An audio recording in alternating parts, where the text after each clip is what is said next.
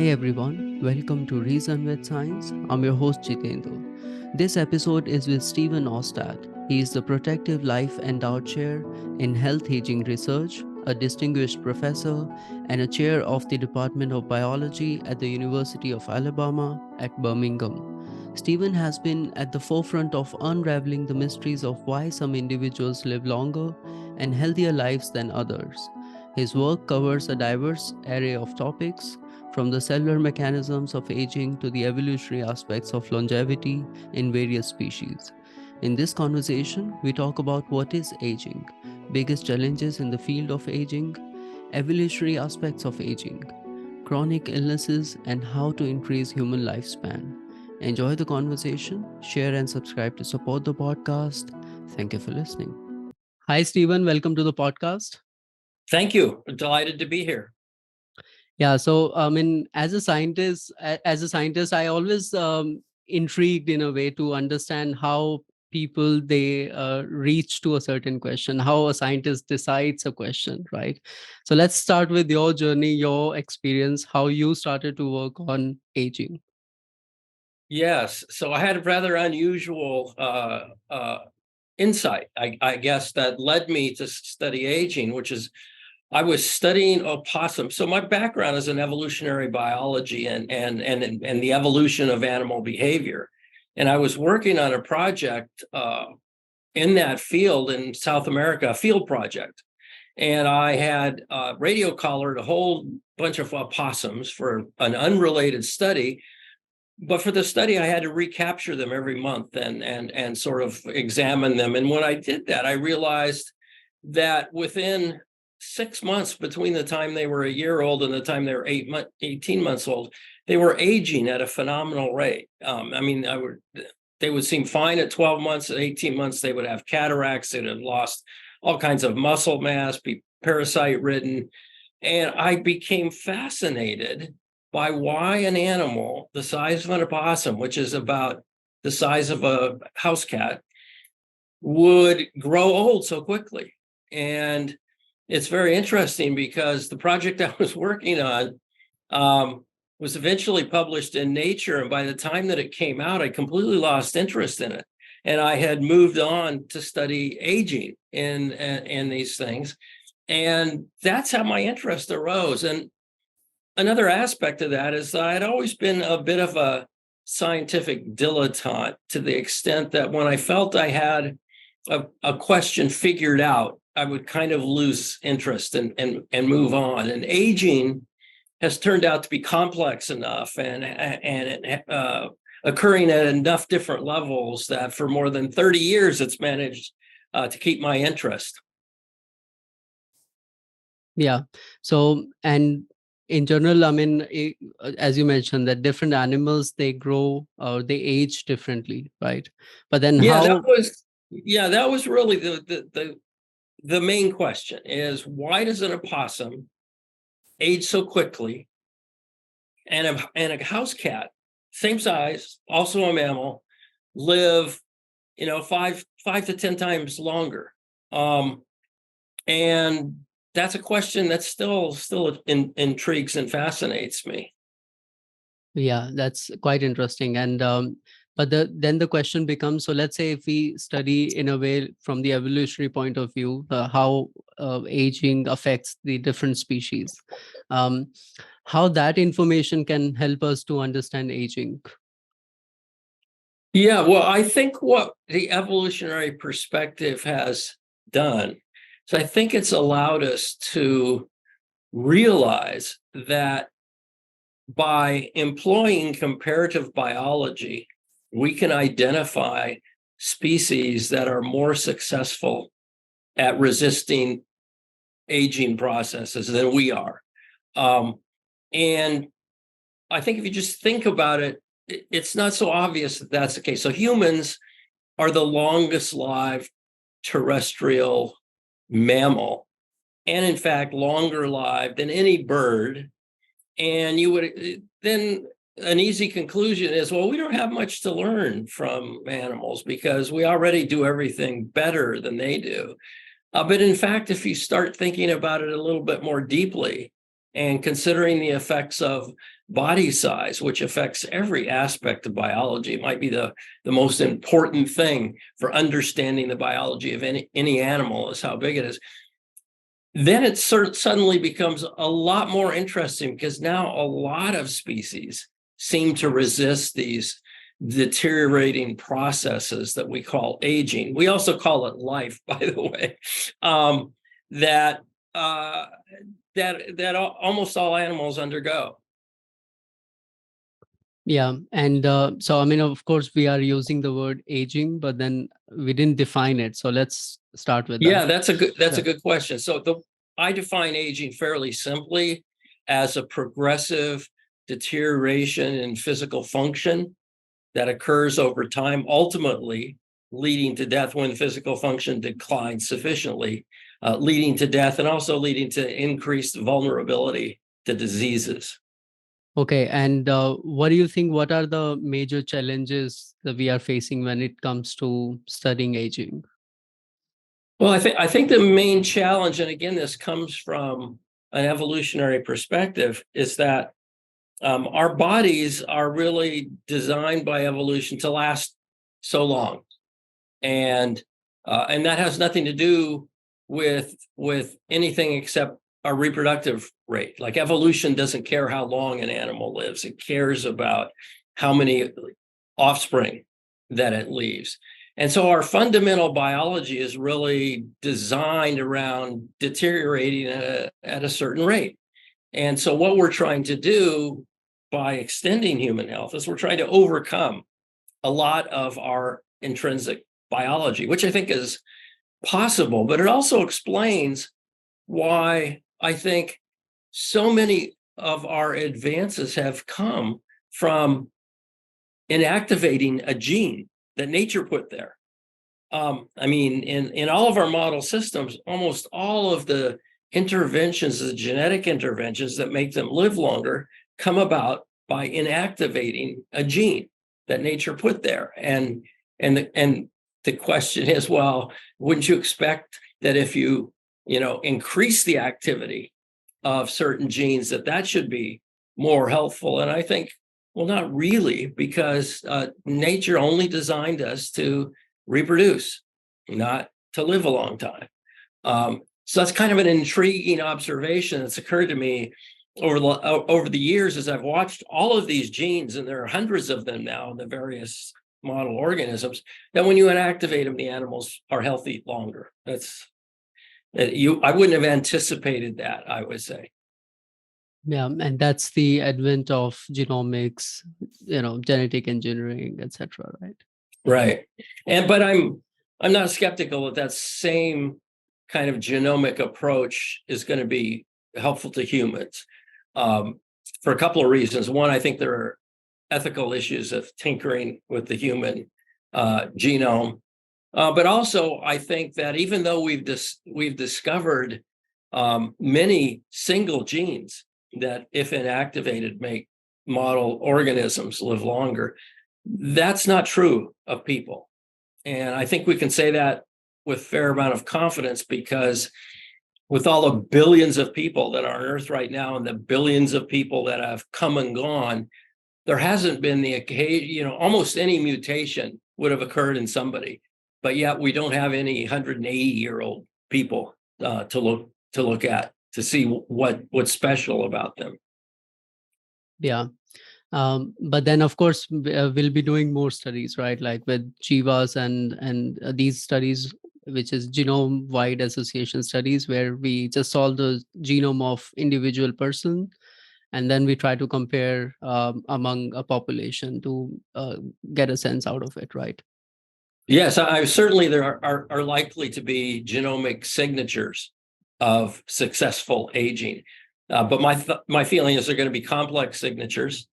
And that means that intervening will have a certain amount of complexity to it as well. Yeah, of course. So now let's say if we are, okay, one more term which probably you can define. So longevity, and then the other term that you use on the basis of longevity is longevity quotient. when it comes Sure. to the size and the individual of that particular species, right? Yeah, that's a good. So first of all, longevity, the way that people, I mean, it's the length of time that something lives.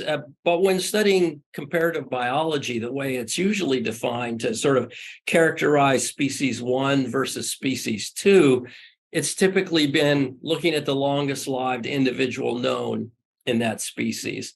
And that's not necessarily the best way to characterize a species, but it's the one metric that's available for hundreds and hundreds and hundreds of species. If we took anything else, the rate of change in age-specific mortality or life expectancy or something like that, those each have their own problems. The other thing about a maximum longevity, which is usually what we just call longevity of a species, is that's almost always recorded in captive populations that are protected from the vicissitudes of nature. And those vicissitudes are substantial.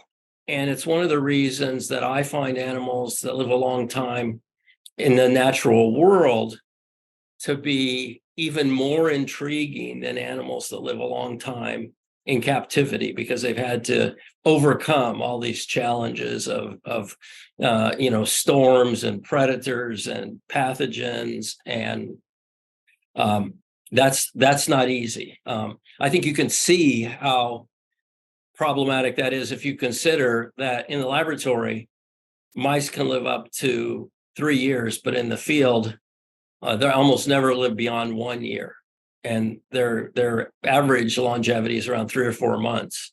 So you just don't find old animals in the field, old mice at least. That's not necessarily true of all species. Of course, there are exceptions, and we'll talk about them, right?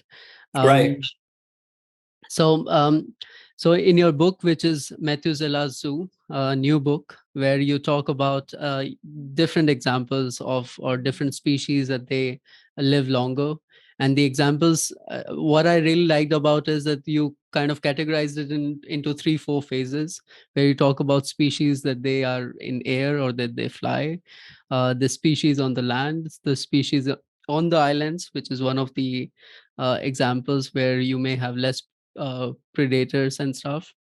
Then the species in the sea, in the water, right? So there are so many examples that you have given in the book, which is again phenomenal. Uh, so let's kind of go there a bit. So starting with fly itself, like starting with the air. So how Sure. does flight affects the aging process or the lifespan of the species? Yeah. So one of the key things that an animal needs to experience in order to evolve a long life is that it needs to live in a fairly safe environment. Because if an environment is unsafe, meaning if there are random forces that are likely to kill you, a predator, a sudden storm, or something, then there's no evolutionary sense in evolving a heart that lives for that works for a century if you're liable to get killed by a predator in 2 or 3 years. And so, but a stable environment can be stable because of the environment itself, but it also can be stable because of the way that a species interacts with the environment. And what flight allows, flight is an incredibly energetically expensive way to move per unit time.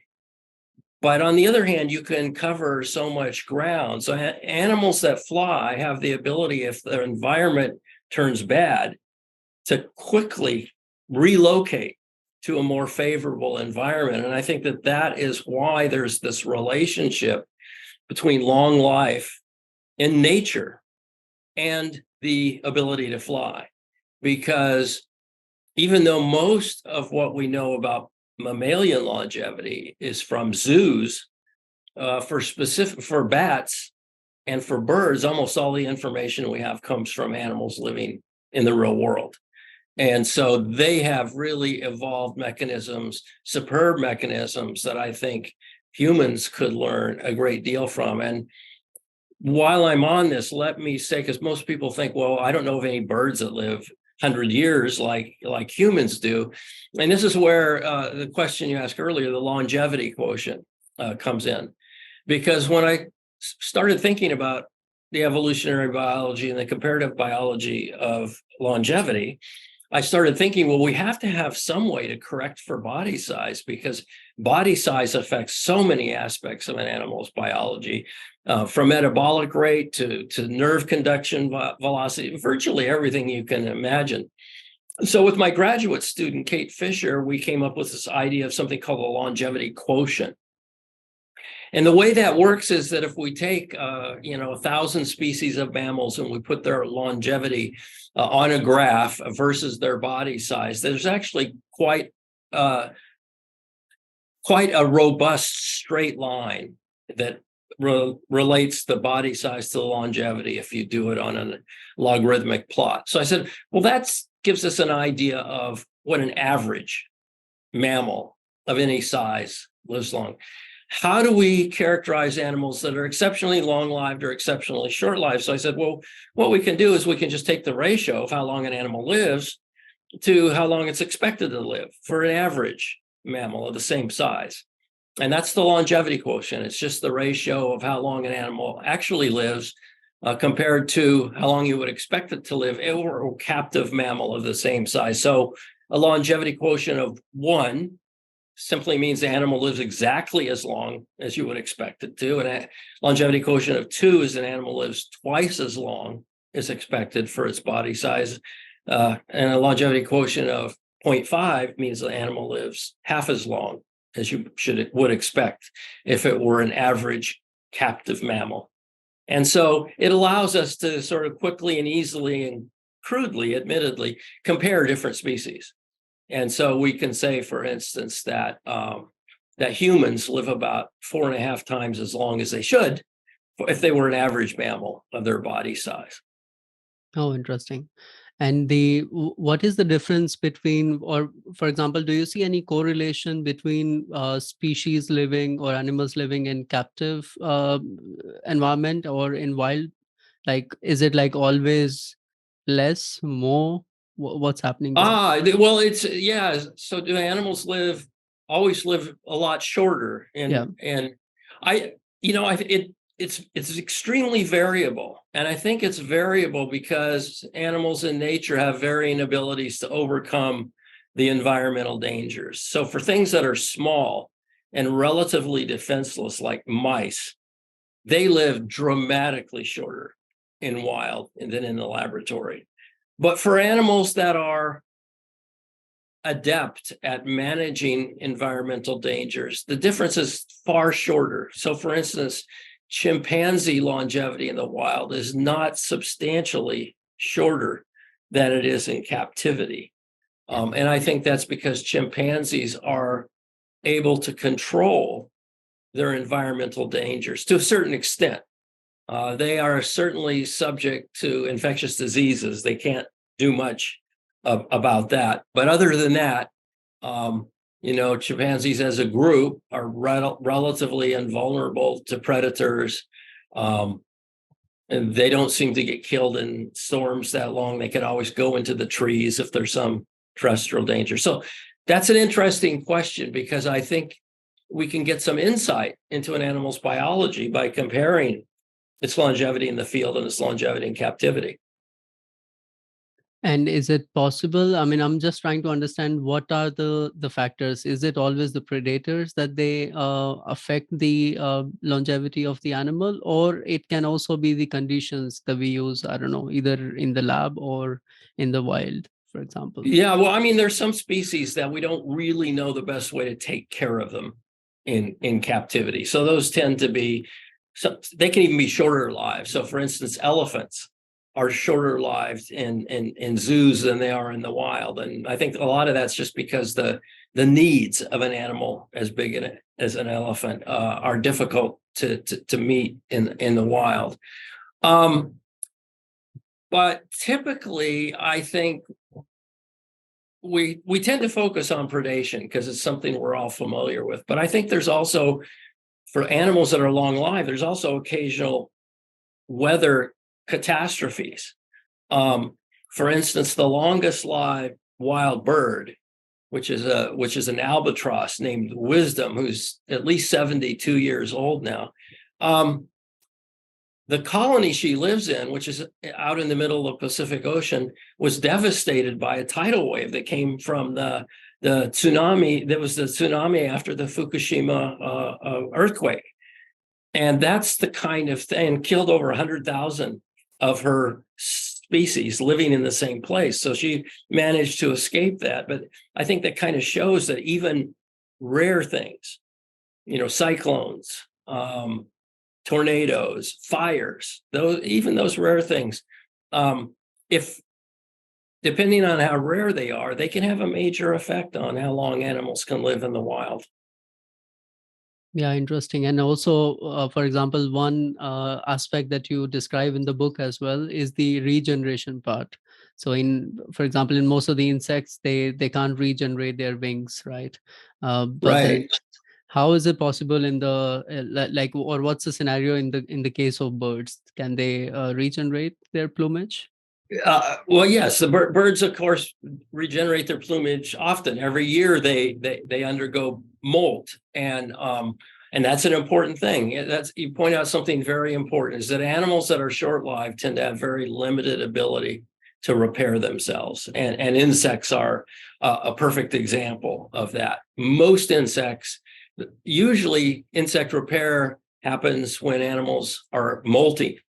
And insects, once they reach adulthood, stop molting, and that pretty much is the end of their ability to repair a lot of parts, especially their wings, which for most adult insects are really, really important. There's an interesting pattern in the spiders, believe it or not. So tarantulas are the longest lived spiders that we know. They can live 30 plus years.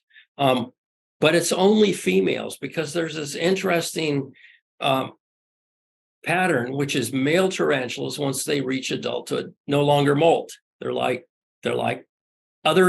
insects, but females continue to molt, which means they can continue to repair themselves really quickly, because their cells have retained a capacity to divide into adulthood. So that sort of emphasizes, and so male tarantulas live on the order of maybe 18 months or 2 years, whereas female of the same species might live 35 years. Wow. I mean, of course, we'll talk about these sex differences a bit later, but the interesting aspect is, or the other interesting thing was, for example, that the flight itself, it evolved 4 times independently, Yeah, right? That's yeah, quite interesting. it is, and it evolved first in the insects, and the insects are kind of an outlier to the extent that of all the animals that have evolved flight, they're the ones that didn't seem to evolve exceptional longevity. And the point I make in the book is that it's because they're animals, they can fly, but they're not really flying animals. And by that, what I mean is that insects cannot fly until they're adults. And so they undergo a long, long juvenile period where they're not flying, where they're subject to all the environmental dangers that animals that can't fly are to. And an example I like is the mayfly, which is really the poster child for short life, because adults live a day or two at the most.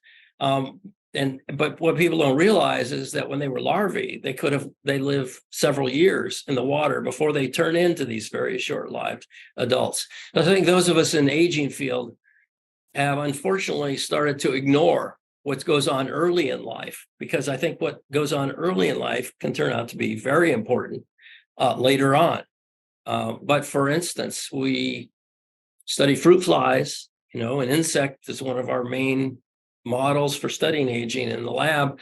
We pretty much ignore what goes on when they're larvae. And I think we're missing a lot from that.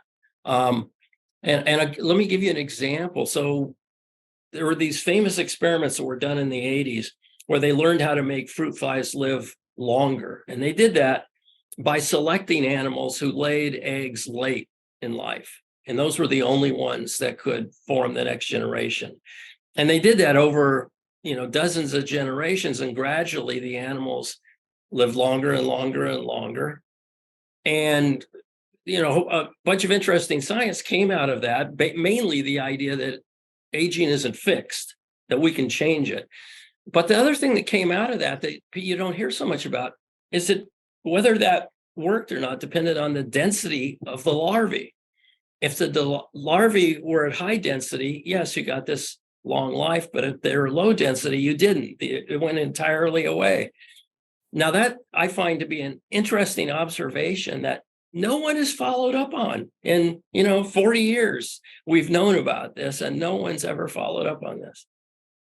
Yeah, and there are of course many more examples. One example that I remember is the fact that so in turtles that the sex of the egg can change with the temperature, right?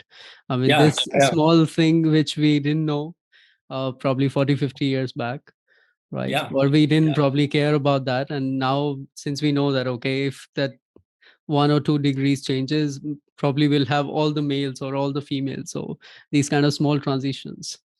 Yeah, with the turtles and the tortoises, we actually have learned quite a bit about that because it became conservationally critical whether Yeah. we could raise males or females in life.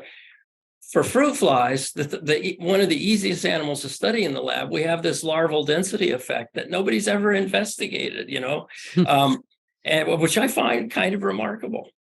I might be talking Yes. myself into a research project here as we're talking. I have to So, tell you. why not?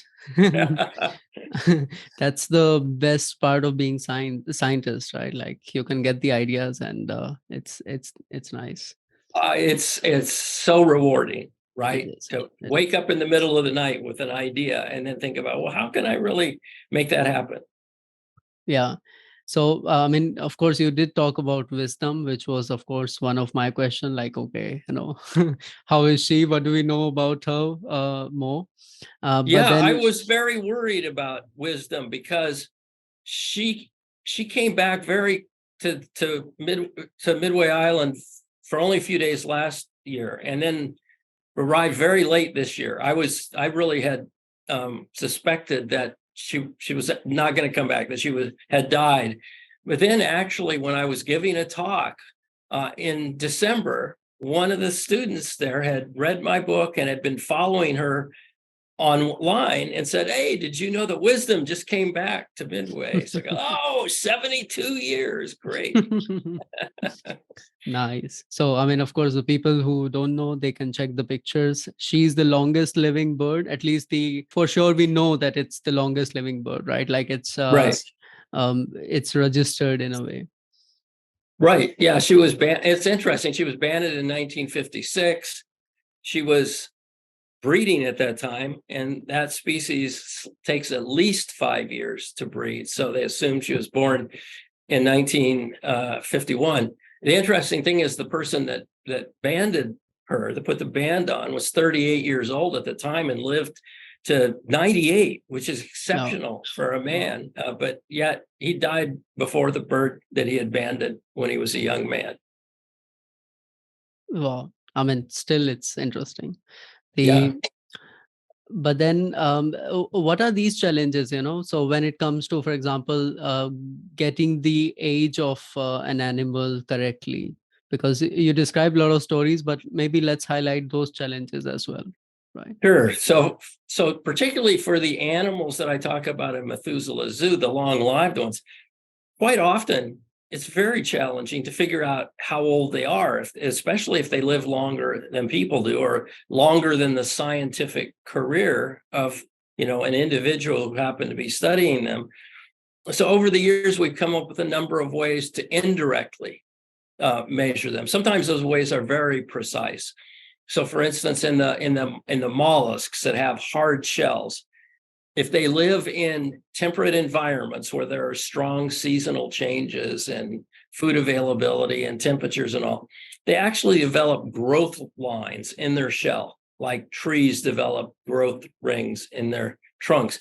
And in those cases, you can determine their age very precisely. For instance, the oldest ocean quahog, longest life clam species, was 507 years. Wow. And we know that clam was born in 1499. That's how precise it is. Wow. And lived until 2006. So the same animal was born in 1499, was alive in 2006, and ironically only died because of a scientific researcher who killed it because they had no idea how old it was, and was studying the clams for a different reason. Could have lived substantially longer for all we know. Now, so that's clams. That's something that we can be fairly precise about. But there are other ways of making these. There are other parts of the body that may have growth lines. So vertebrae in sharks, ray fins, and fish. Fish also have a little bone in their ear that also has growth rings. Again, though, this depends on them living where it's seasonal, where there's differences in growth that make these rings. Interesting is two cases that come from the ocean. One's a shark and one's a whale. Now, a lot of whales, you can actually get a good estimate of their age at looking at their earwax, believe it or not, because when they migrate from, these are the big whales, right? The whales that don't have teeth but have baleen. When they migrate each year, half of the year they're basically eating a lot and living in very cold waters, and part of the year they're not eating at all and they're reproducing. Turns out that affects the deposition of this kind of earwax that they have.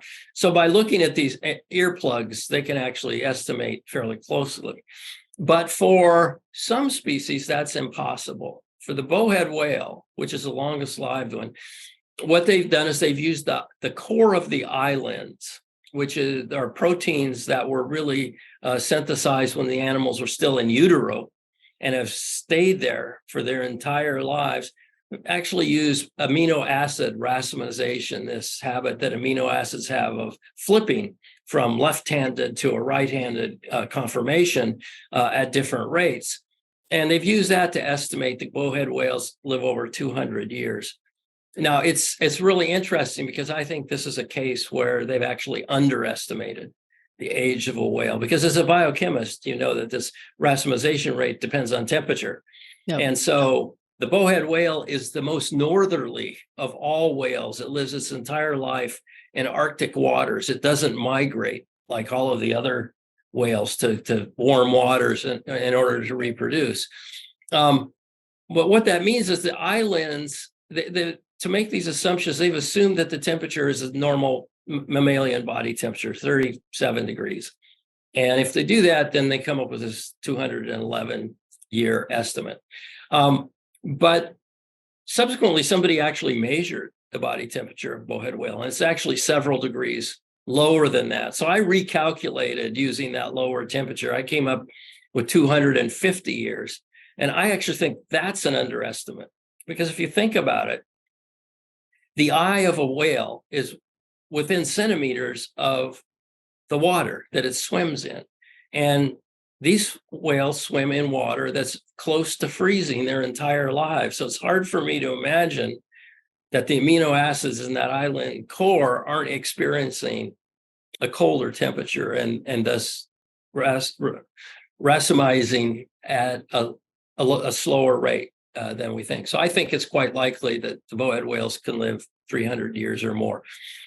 The other example is a Greenland shark, which actually seems like it does live that long. And they've taken a slightly different tack with that, also using the islands. But in this case, looking at the carbon-14, carbon-12 ratios, and they do basic radiometric.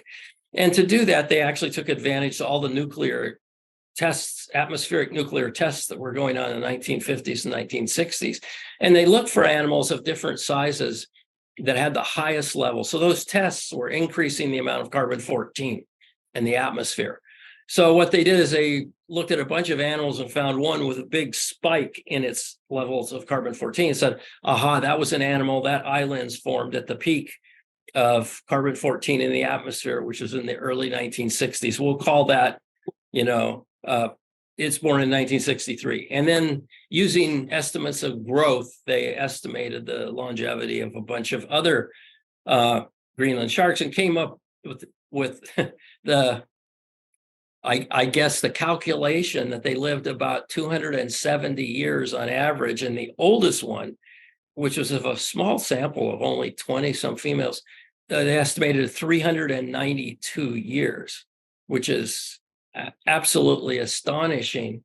But I have to say, the more astonishing to me is they came up with the calculation that they didn't reach sexual maturity until 150 years of age. And to me, that kind of defies biological sense that anything, because evolution cares about reproduction. It doesn't care about longevity. Why would you wait 150 years in order to start reproducing it? Just it's a puzzle that really needs figuring out. Now, let me make a distinction, because this is interesting, because the Greenland sharks also have this very northerly distribution. If you look at the geographic distribution of the bowhead whales and the Greenland sharks, they're almost the same. They spend their entire life in very, very cold water. But there's a big difference. The sharks are ectothermic. So in cold water, everything slows down in the shark. But whales are endothermic, which means that they have to maintain that high mammalian body temperature, which means in really cold water, they actually need to increase their metabolic rate. And there's a reasonable relationship between how fast metabolic rate is and how long animals live. And usually the faster it is, the shorter they live. So despite this, the fact that the whales live 200 plus years suggests to me that there's something really, really intriguing about their aging biology that remains to be discovered. Yeah, that's interesting. So one thing that you mentioned is the size of the animal, and the second thing that you mentioned is the mobility, in a way, like how fast or slow it is, right? For example, insects, that they are quite fast, but then it comes to other bigger mammals, they are quite slow. Are there any exceptions to this? Yeah, in the birds and the bats, there are really exceptions. First of all, in birds, there is this relationship between size and longevity that I found in the mammals, but in bats there's not. So the range of sizes in bats is reasonably small, but some of the smallest bats are some of the longest live bats. The longest live of all the bats that we know about is weighs about 6 grams, so very, very tiny bat, but lives over 40 years, can live over 40 years in the wild, which I find absolutely remarkable, because there's so many dangers that bats are prone to, and so many things they have to preserve. And this is where I think thinking about how an animal needs to survive in nature can tell us something interesting. So these small bats that can live 40 years, they hunt by screaming, basically, right? They scream and they listen for the echo. And from analyzing the echo, they can tell how far and how fast and a number of things, which allows them to catch their prey, which means that they have to maintain their high frequency hearing for decade after decade after decade. And we know that that's the first sense that goes in humans. We lose our high frequency hearing, start losing it in our teens. And by the time we're in our 20s, we've already lost a great deal of that high frequency hearing. So how do those bats do it for so much longer than we do? This is one of the things that thinking about how an animal exists in nature can tell us about things that they might be useful for that we might not have thought about otherwise. So bats might be useful for helping us understand how to preserve our hearing. They also could be very, very useful. So they hibernate. Some bats hibernate for 9 months. And so they're inactive for 9 months. That should affect their heart, should affect their muscles. If we're in bed for a few weeks, we have trouble even walking when we get out of bed. So, but what do? They wake up and they fly away. So they've got some incredible mechanism for preserving their bones, their muscles, their heart, while they're completely inactive for months at a time. Again, these are specific human problems that we would very much like to know how people that have to spend weeks in hospital, we could maintain their muscle mass. So animals are these. Understanding animals in the wild tips us off to many things that they could be studied for that are relevant to human health. Yeah, and one beautiful example that I remember about bats is this one species, vampire bats. So they can't live more than 72 hours if they are not fed, right? Right. This is the vampires. Yeah, and they actually share food with one another. So these vampires drink blood. That's their only food once they're adults, and so they live in groups. And what they will do is that one that is not successful will actually be fed by other members of its group, which is kind of touching. I know most people don't find vampire bats all that touching, but I think you put your finger on something that means they really are. And despite that, they can live a couple of decades at least. And the other, the interesting species is the naked mole rats, because they are also of the same like small size, but what they do is also amazing. Yeah. So naked mole rats live in the tropics. They live pretty much right on the equator, and they spend virtually all of their lives underground. They live in colonies, and they have an intriguing social system that's very like, honeybees or ants, where there's a queen that does all the reproducing, and then a whole bunch of workers that basically provide for the queen. And they live, so they're the size of a mouse, but in captivity at least. The oldest one now that we know about is 39 years old. So they live more than 10 times as long as a same size mouse. Now, how they do that, we're only beginning to learn something. They do produce, they also don't get much cancer. I think in thousands of naked mole rats that have been examined after death, they found a handful of cancers. And so they have some remarkable mechanisms. I have, this is my own personal idea. One of the things that characterizes animals that live in big groups underground is they live in very low oxygen environments and high carbon dioxide environments, because they have all these animals breathing underground, which is a long way from the open air that could replenish the oxygen. And they're very resistant. We know this. I mean, they're very resistant to the dangers of low oxygen. I think that might actually play a role in their longevity, because low oxygen is a very difficult thing for a mammal, and it trips all these mechanisms that are protective of DNA, of our proteins and all. And I think that the naked mole rats, this likely plays a role, because it turns out that other animals that live underground, even in smaller groups, tend to be long-lived relative to animals that are terrestrial. So yeah, naked mole rats are really interesting. We know they produce in their skin and other organisms a special chemical, a high molecular weight hyaluronan, that a considerable amount of evidence suggests may play a role in their cancer resistance. I think we're still learning about that. I'm not ready to say that's it, but I am ready to say that looks extremely promising. Yeah, but also like why these observations are interesting and important. Maybe we can kind of explain what happens when we live at high altitudes, for example, in these hypoxic conditions, right? Yeah, that's really quite interesting. So do people that live at high elevation, which also is a low oxygen environment, would they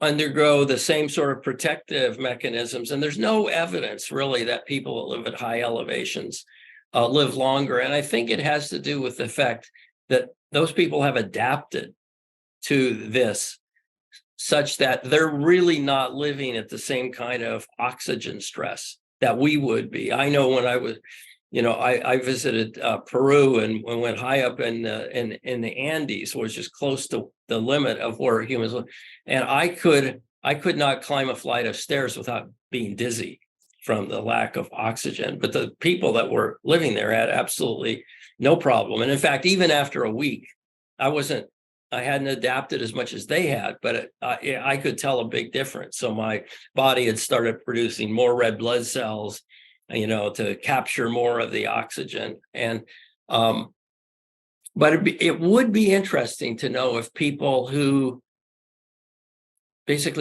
ancestors had evolved in the lowlands went to live at high elevation, whether they would live longer or not. It's quite interesting. I mean, part of the adaptation to this comes from genes that we inherited from Neanderthals, which I find to be really intriguing, that our species was interbreeding with species of Neanderthal, tens of thousands of years ago. But one of those genes seems to have been important for the people that live at high elevations to be able to adapt to those high elevations. Interesting. And the other thing that we were discussing about the mobility, or the flexibility of the different species.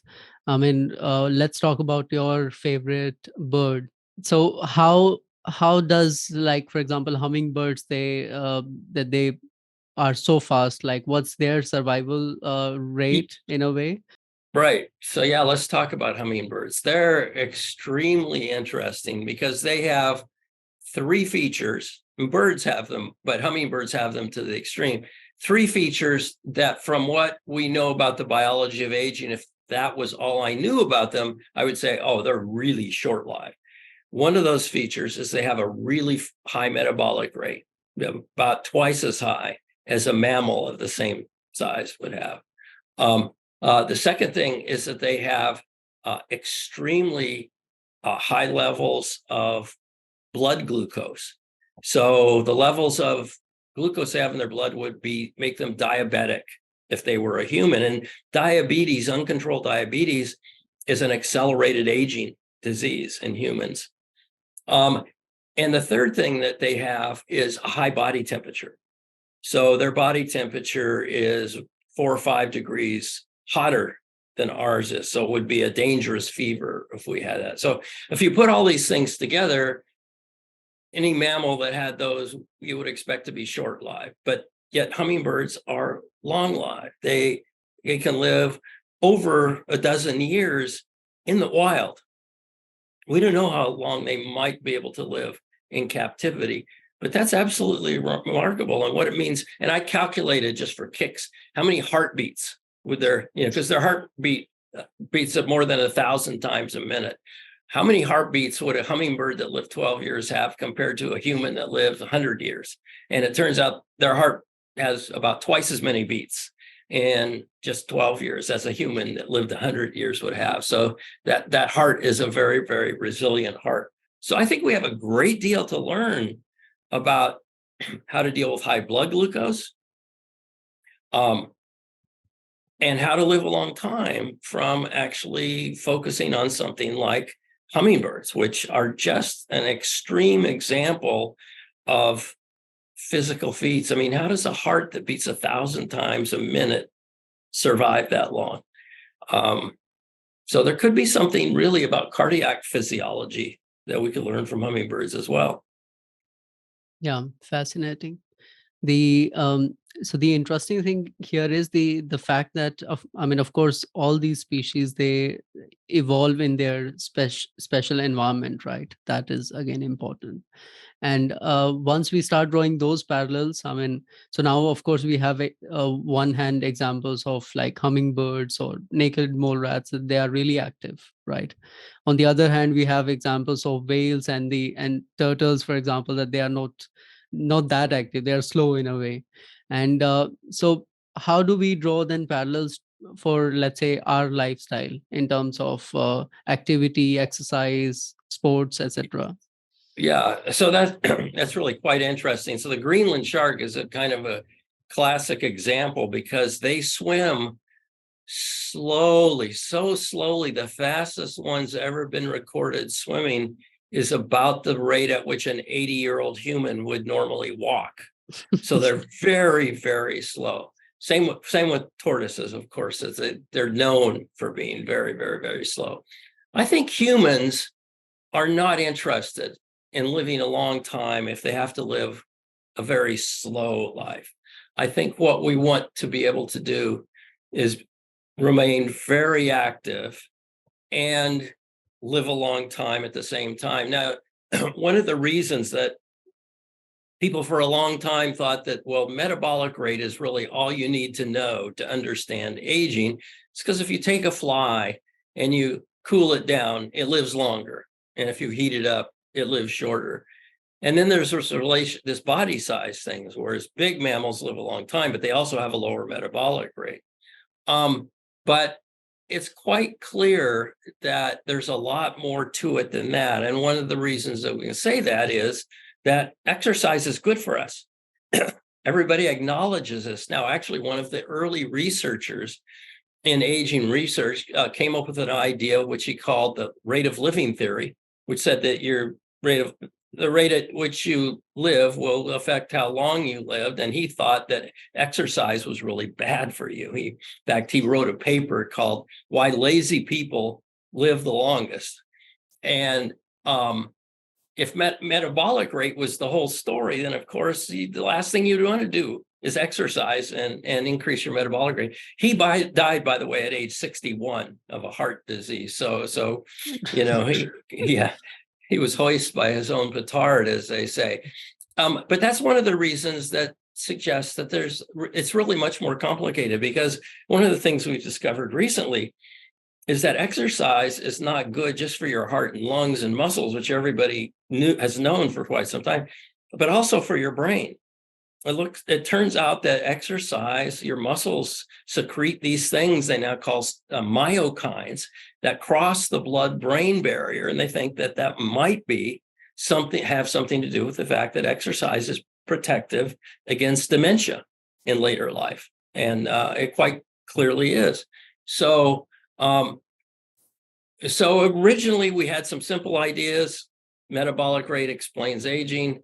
Those ideas have turned out to be more complex and I think more interesting, because evolution has many solutions. One of my favorite quotes is that evolution is smarter than we are.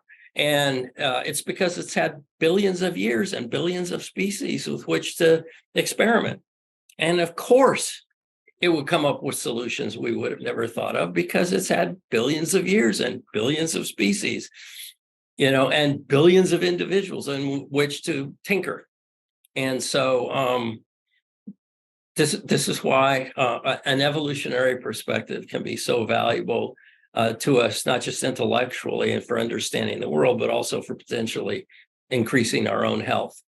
The point is, what do you think about so for example, let's say if someone wants to adopt a certain kind of lifestyle, right? Then still or let's say we want to, even from the scientific point of view, we want to focus on certain species. What do you think, which are the ones that they can kind of guide us in the kind of lifestyle that we want to achieve?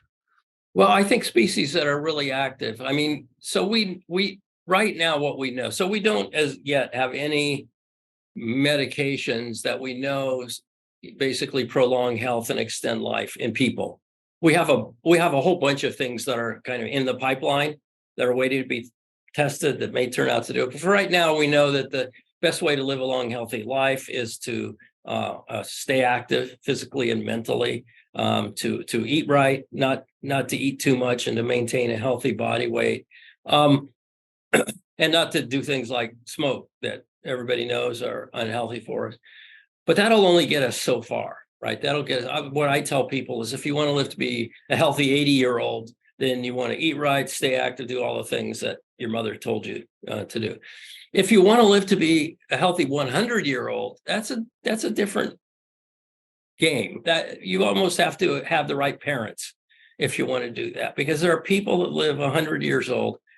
They're different than most of us. A lot of them have not had the best health habits their entire lives, but they have the right combination of genes. And what that combination is, there's a huge effort to try to discover. So right now, the best thing we can do is stay physically active, don't get obese, try to maintain some muscle mass. I think we think of exercise, we always think of endurance exercise, but resistance exercise is just as important, because it keeps the muscle strong and the bones strong, so that if you do fall, you're less likely to fall if your muscles are strong. But if your muscles are weak and your bones are weak and you do fall, then you're more likely to have some sort of injury that could turn out to be catastrophic. Interesting. And let's also talk about your other work on the restrictive diet. So in so what were the experiments, for example? What did you do? Let's start with that. For the longest time, we've known, since the 1930s, we've known that if you take a laboratory rat or mouse and you feed it 30 or 40% less than it would prefer to eat, that it stays healthy and lives, 20 or 30% longer. And we've been trying to figure out ever since then, well, how does that work? And does it also work in people? Now, there's a bunch of problems in trying to translate it into people, because laboratory rats and mice are already obese compared to wild rats and mice. It's just part of being a laboratory animal. The question is, and also we keep them in these cages where they have almost no ability to get any kind of physical activity. The question is, if you try to extrapolate those studies to people, should you take obese people and have them eat less, and so they had a normal body weight? Well, no one would be surprised if you did that and people lived longer and stayed healthy longer, right? The alternative, though, is if you assume that these animals are living longer because they have an exceptional leanness, then maybe what we should do is take normal people and see if they eat less, so they become extremely thin. Do they live longer? And the data are kind of all over the map on this. And one of the reasons being that people can't do this, unless you're going to incarcerate people and, you provide their food like we do our rats and mice. There've been a number of studies of humans recently for as long as 2 years of dietary restriction, where they were trying to get them to restrict their diets by 25%. And they've been notably unsuccessful. They end up restricting over 2 years for maybe 12%. So most of us can't eat that less for month after month and year after year after year. Now, the ones that they have studied have had some health benefits, but the health benefits have been relatively minor compared to the kind of thing that we see in laboratory rats and mice. And I actually did an experiment years ago where I said, well, I wonder what would happen if I took a wild mouse and restricted it. And so I caught some wild mice and I brought them into the laboratory and let them breed for several generations in the lab to sort of get rid of whatever problems they had from being wild. And then I restricted them, and I did the normal 40% restriction, and they didn't live long. Their average lifespan was just about exactly the same as the ones that were not restricted at all. However, of the animals that I did, the longest lived, about 15%, were all in the restricted group. So I was all ready to write this paper up saying there's no difference at all, but then the last living ones were all in the restricted group. Now, because these were wild animals, they were genetically variable. So what I took from that is that your genetic makeup counts. And the other thing I didn't mention about this is that the first ones to die were also wild ones. And so my thought is that that kind of restriction may be beneficial for some people, depending on your genes. It probably doesn't make a great deal of difference for a lot of people, and it may be unhealthy for some people to eat less. So I think now that field has changed quite a bit recently, because somebody realized, and I should have realized this, because when you're restricting these animals, when you walk in with their food in the morning, as soon as you enter the room, they're going crazy. They're hanging on the cage wire waiting to be fed. And when you feed them, they gobble it right down. Whereas the animals that have food all the time, they kind of nibble all the time. They nibble day and night. And someone realized that when we restrict them, what we're really doing is we're feeding them, but they're having about a 23-hour fast every day. Someone said, well, maybe it's not the amount they eat, but the time they're fasting that is responsible for effect. And that's given rise to a whole new area of research where people are looking at the timing of eating. What if you ate all you want, but you only ate for an 8-hour window every day? Could you get a lot of the benefits of the dietary restriction just from that? Because after about 8 hours, your body goes into this fasting physiology. So there's some really interesting things going on right now. Now, the other thing about that is that people can do that. It's not that hard to restrict your eating to 8 hours a day, right? And so if that turns out to have substantial health benefits, and there's a lot of work going on in that, then that kind of changes the whole dynamic. And that suggests that we might be able to do something substantial for human health with this manipulation of the timing of eating, rather than having to not eat as much as you want to. You know, those studies, you eat as much as you want to, but only for a small amount of time. And people typically lose weight. It's very successful as a way to lose weight. Whether it's as successful for slowing aging, we don't yet know. Yeah, I mean, in fact, I did intermittent fasting last year for about 6 to 7 months, and yeah, it was really effective. I lost like 6 to 7 kilos. Yeah. But then the only problem that I realize is that you need like some exercise with that, because then you also lose a lot of muscle mass, which is not good. And then once Right. went to play badminton, for example, I was feeling that, okay, I'm breaking my muscles quite a lot, like when I'm smashing or something. So Yeah.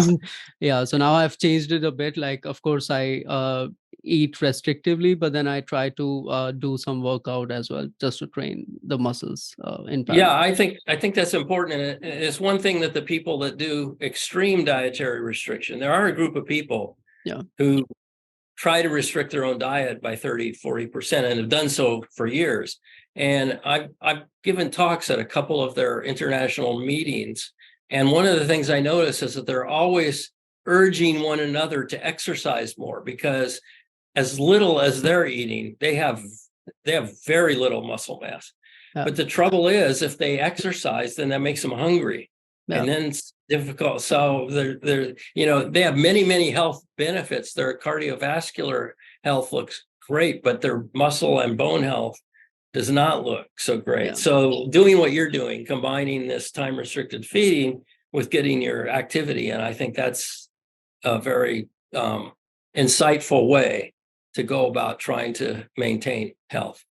Yeah, and especially after the age of 40, 50, your muscle mass anyway starts reducing, right? I mean, Yeah, no matter what you do, that's yeah, right. yeah. There's But at least if you maintain it earlier, you can be like better prepared for the later times, in a way. exactly, and I do think that's important, because there's so many people that become so frail that can't open a jar, Yeah. that can't walk up a flight of stairs, for instance.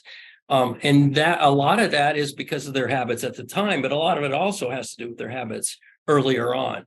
You know, your bone mass reaches a peak, in your late 20s, and it goes down from there, and it goes down no matter what you do. But if you started off with a high mass because you did a lot of physical activity, then you're going to be better off even after you've lost it. Yeah, and so let's talk more about the diet itself, the composition. So does it matter? I I mean, we have a lot of talk about sugar in a way, high protein diets, different type of diets that we have out there. So Yeah. what's your comment? So my comment about diet composition is I don't think we know very much about it, because I don't think that studying other animals is very useful for understanding human diet. I think we need to study people to understand what the best people diet is. And people are terrible experimental animals. You can't force them to all eat the same thing, to all eat the same amount. So I would say, except for the really obvious stuff, we don't know enough about the diet composition. We know that people that eat lots of fruits and vegetables live longer than people that don't. And probably, but that's probably not the only thing. This is the other problem with studying people. People that eat lots of fruits and vegetables, that's not the only health habits that they differ from most people in.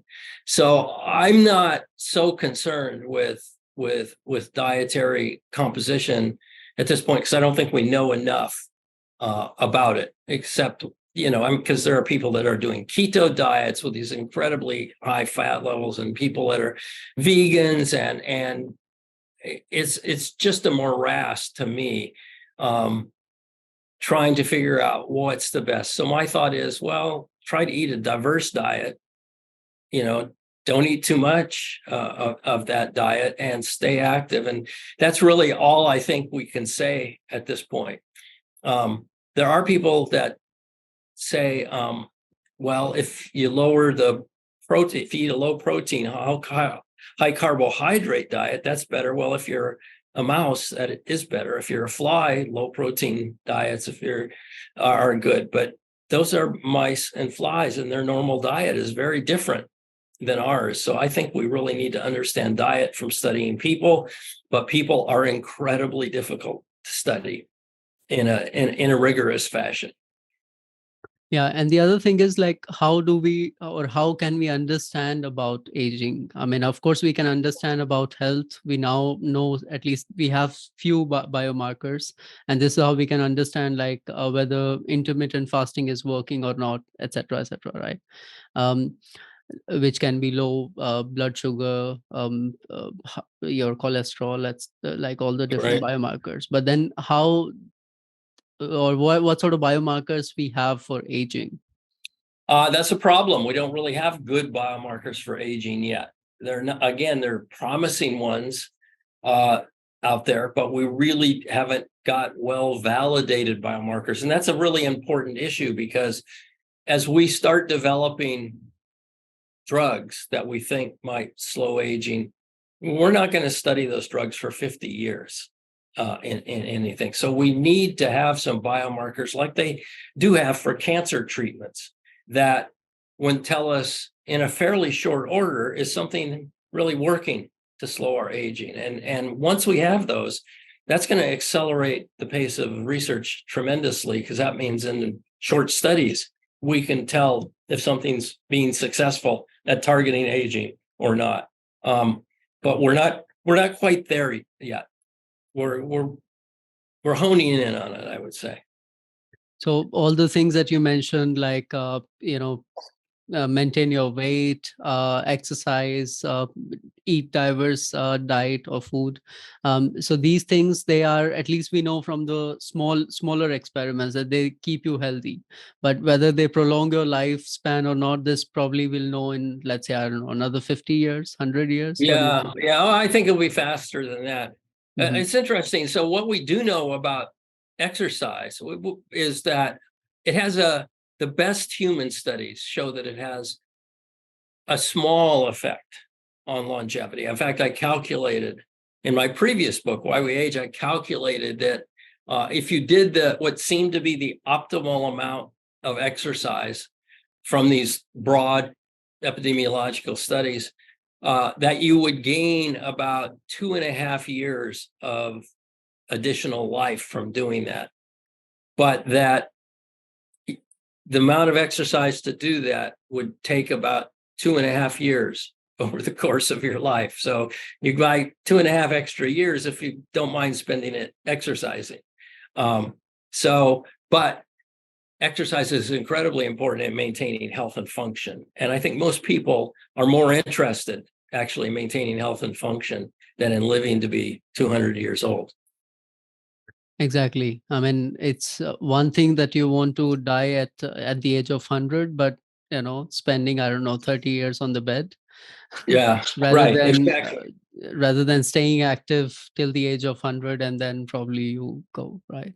Okay, so the next question is, how does your day look like at the Ah, age of 77? Or what sort of lifestyle you are following? I exercise at least 5 or 6 days a week, and I do both endurance exercise and I do weightlifting. Um, I try to eat right. I don't. I am kind of doing time restricted feeding because that's just uh, my normal pattern. Is I don't eat breakfast. I haven't eaten breakfast for years. I eat it kind of late brunch, and then I eat dinner. So I kind of do that. I don't take any supplements or um, of any sort. So I think I'm kind of unusual because it seems like everybody else in the aging field, they have their own special drug that they think, is, whether it's metformin or whether it's, NR or whether it's NMS, everybody's got something. I don't do any of that. I just try to maximize the lifestyle. And of course, I try to stay mentally active as well. Yeah, I mean, by writing books and communicating and teaching, that's Right. quite interesting, right? Yeah. Yeah. And so let's say that, or let's talk about like another aspect of increasing aging or age of people, which is the ethical implications, how far we want to go, etc. So what are your thoughts on it? Yeah, my thoughts are, first of all, I don't think that we're going to be able to make people live 200 years, 300, 500, 1,000. All those estimates I think are borderline delusional. But I understand why people want to think that. So I'm sympathetic to the wish for that. But I think that that we can increase human health and longevity by maybe 20 or 30%. And I think that because we know how to do that in many, many ways in laboratory animals. And it's reasonable for me to think that eventually we'll figure out how to do that in people. So increasing our life expectancy to 100 years with the occasional person living, 140, 150 years, that strikes me as feasible. Now, I don't see the ethical dilemmas. I understand that if we are successful in that there are issues that will have to be dealt with. There are issues of population growth and resource shortages and all, but we're going to have to deal with those whether we keep people healthy longer or not. The other aspect is, will it be fair? Well, in other words, if what it turns out that these things are expensive and only the wealthy people can afford to get these treatments. Well, I would hope that it doesn't turn out to be that way. But if it does, wealthy people already have many, many advantages that people with less money have. Being wealthy is a very good indicator of how long you live right now. So I don't see any ethical problems. We will have to address the same problems we would have to address anyway. Issues of climate change, resource shortages, that kind of thing. Those are all important. I think, well, what we should be doing now, we should be thinking about them, coming up with solutions now, not worrying about, well, what will we do when people live, with the life expectancy of 100 years? No, we can't wait till then. We need to start addressing these issues now. Yeah, basically what kind of society we want to build. That's our major thing, right? Yeah, Um, exactly. and definitely where the kind of work that you are doing, the kind of research that you are sharing, that also helps a lot to have people with sound thinking, how much we can understand about ourselves by studying other species, other animals, by caring about them. I mean, many examples that you also share in the book where it really like wherever humans went, we saw decrease in number of species, right? That somehow we affected those species as well. And by sharing their impressive lifestyle, you also kind of highlight the importance of other species, our fellow travelers on the planet. So with that, thank you so much. Thank you for accepting the invitation. This was great. Thank you. It was a lot of fun talking to you.